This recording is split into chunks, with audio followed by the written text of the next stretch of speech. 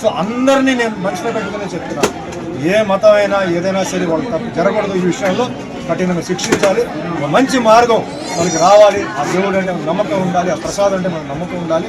ఆ విధంగా ఏం చేయాలంటే మీరు చేయండి, నా మద్దతు ఎప్పుడు. ఈరోజు ఏంటంటే తిరుమల లడ్డు అంటే నేనేమంటానంటే తిరుమల లడ్డు వెరీ ఇంపార్టెంట్. కానీ అన్ని మతాల్లో మనకి ఏంటంటే చర్చ్, దర్గా ఉన్నాయి. అక్కడ అన్ని చోట్ల కూడా ఏంటంటే ప్రసాదాలు ఇవన్నీ చేస్తుంటారు. ఇప్పుడు వాళ్ళ ఆరోపణ ఏంటంటే దాంట్లో యానిమల్ ఫ్యాట్ అనేది మిక్స్ అయి ఉందని చెప్పారు. సరే, కొందరేమో చెక్ చేసి ఉందంటున్నారు. సరే, ఉందనుకుంటే మరి అక్కడ ఉన్న బోర్డు వాళ్ళు ఏం చేశారు, అక్కడ ఉన్న ఒఫీషియల్స్ ఏం చేశారు, మరి ఇది ప్రాసెసింగ్లో అదన్నీ చెక్కింగ్ ఉంటుందని విన్నాను. అంటే ట్యాంకర్ రాగానే చెక్కింగ్ ఉంది, మరి ట్యాంకర్ నుంచి ఎట్లా పాస్ అయింది. కాబట్టి ఇది చాలా జాగ్రత్తగా పరిశీలించి ఎవరైతే తప్పు చేశారో వాళ్ళని కఠినంగా శిక్షించాలి. ఎందుకంటే అనుమానం ఒక్కసారి వచ్చిన తర్వాత అది అందరి మీద పోతుంది, వాళ్ళు చేసారో లేదో. ఒక ఆఫీస్లో ఒకటి తప్పు చేస్తే అందరికీ చెడ్డ పేరు వస్తుంది. అది తప్పదు, అది జరగకూడదు. ముఖ్యంగా ఏంటంటే ఇలాంటి భక్తి విషయంలో, దేవుడి విషయం ఏదైనా సరే, నేను చెప్పేది ముస్లిం అయినా, క్రిస్టియన్ అయినా, జైన్ అయినా, ఏదైనా దేవుడు ప్రసాదం వచ్చి అలా చేయడం చాలా మహాపాపం. అందులో వెంకటేశ్వర స్వామి పాత్ర నేను చేశాను. తిరుమలకు ఈరోజు ఏంటంటే భారతదేశంలో ప్రపంచం నుంచి వస్తున్నారు. లడ్డు అంటే అంత ఒక సెంటిమెంట్. ఆ లడ్డు ఎన్నో ఊరికి కొరియర్లు వెళ్తుంది. ఆ లడ్డు అంటే ఒక అదంటే తింటేనే ఏదో ఆరోగ్యం బాగాలేకపోతే ఆ లడ్డు తినేసిన తర్వాత మాకు బాగుంది అంటే అంత సెంటిమెంట్ ఉన్న ఒక లడ్డుని అలా చేసేవాడిని వదలదు. దీనికి నేను చెప్తున్నాను, దీనికి ఎంతైనా సరే అదే మాదిరిగా ఇప్పుడు ఎన్నో బిల్లు పాస్ చేస్తున్నారు, పార్లమెంట్లో ఎన్నో బిల్లు పాస్ చేస్తున్నారు. నేనేం చెప్తానంటే మన భారతదేశంలో ఎన్నో మతాలు ఉన్నాయి. అంటే Hindu, Muslim, Christian, Sikh, Parsi, Jain, Buddhist.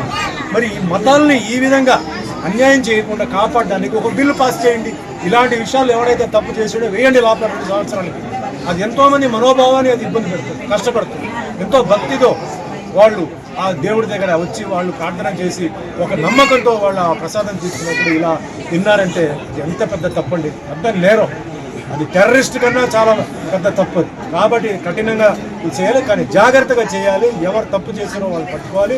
దీంతో పాటు ఎవరు దాంట్లో తప్పుగా ఉన్నారో వాళ్ళని కూడా వదలకుండా చేయాలి. ఎందుకంటే ఒక టీటీడీ బోర్డు ఉంది, ఆఫీషియల్స్ ఉన్నారు, చెకింగ్ ఇన్స్పెక్టర్ ఉన్నారు. ఇంత ఉన్నప్పుడు ఎలా జరిగింది? సో ఖచ్చితంగా దీనికి ఏ లెవెల్ అయినా సరే సీఎం చంద్రబాబు నాయుడు గారు, డిప్యూటీ సీఎం పవన్ కళ్యాణ్ గారు ఇది వదలకూడదు. ఇది ముఖ్యంగా హిందువులకి చాలా అవమానం, హిందువుకు చాలా వాళ్ళ మనసుని దెబ్బ కొట్టేట అవుతుంది. కాబట్టి ఇది ఖచ్చితంగా ఫాలోఅప్ చేయాలి, దీన్ని వదలకూడదు. ఎవరైతే చేశారో వాళ్ళని కఠినంగా శిక్షించి వాళ్ళు ఏం చేయాలో ఖచ్చితంగా చేయాలి. దానికి నా సపోర్ట్ ఎప్పుడు. డిక్లరేషన్ 2 పనులు, ఒకటేమో మహేష్ గారు ఎద్దుల కాటన్ దీనికి, రెండోదేమో గుంతకల్లో మా అభిమానులు చూడడానికి. ఎందుకంటే వీళ్ళు అక్కడికి హైదరాబాద్కి రావడం చాలా కష్టం. నేనుగా వచ్చి చాలా మందిని కలిసాను, ఇంకా కొందరు కలుస్తాను. మూడోది దారిలో వచ్చినప్పుడు ఇట్లా సత్యరంగయ్య గారిని షాప్ అన్నప్పుడు నేను చాలా హ్యాపీ. ఎందుకంటే మనం అలాంటి వాళ్ళు మనం మర్చిపోకూడదు. రిస్క్తో, ఎంతో రిస్క్తో మనం ఫోన్ చేసి డబ్బులు కావాలంటే అర్ధరాత్రి ఎక్కడి నుంచో మొత్తానికి తీసుకొచ్చేసి మా ప్రొడ్యూసర్స్కి ఇచ్చేవారు. మా ప్రొడ్యూసర్స్ని చాలా బాగా చేశారు, హెల్ప్ చేశారు. నష్టం, లాభం అన్నీ ఉన్నాయి, అయినప్పుడు చేశారు. నా సినిమాలకి మ్యాక్సిమం చేసింది సత్యరంగయ్య గారు. సో ఆ ఫ్యామిలీకి నేను దాదాపు వందనాలు చెప్తున్నాను. వాళ్ళ వల్లనే నాకు చాలా సినిమాలు నాకు రన్నింగ్లో వచ్చింది.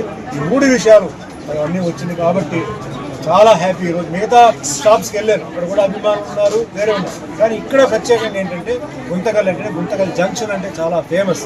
ఇది ఒక చాలా పెద్ద ఫేమస్ గుంతకల్ జంక్షన్. ఇంకా ఈ కొత్త స్థాయికి ఎదగాలి.